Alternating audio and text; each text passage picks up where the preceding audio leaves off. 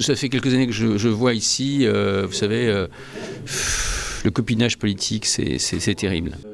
Recrutements familiaux et militants, voyage en hélicoptère des élus, investissement à la faveur de la couleur politique des communes, des accusations graves portées aujourd'hui par la nouvelle majorité de droite et de centre-droite de l'agglomération de Saint-Quentin en Yvelines.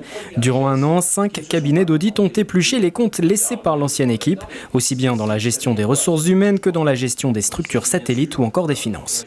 Aujourd'hui, les recrutements, ils ne doivent pas être partisans, ils doivent être sur les compétences, sur les besoins de l'interco, pas en fonction du besoin de telle famille ou de tel parti. Voilà. Donc il faut remettre quand même de l'éthique. Et la nouvelle majorité désignée à l'issue du scrutin des municipales de mars 2014 d'évoquer de graves dérives et la nécessité de réorienter l'agglomération vers ses compétences obligatoires. Les priorités, c'est le développement économique, c'est l'aménagement. C'est beaucoup moins. Je vous rappelle que 30% du personnel ici est utilisé pour une compétence qui n'est pas obligatoire et seulement 1% pour une compétence qui est obligatoire. Donc il faut remettre de l'ordre là-dedans.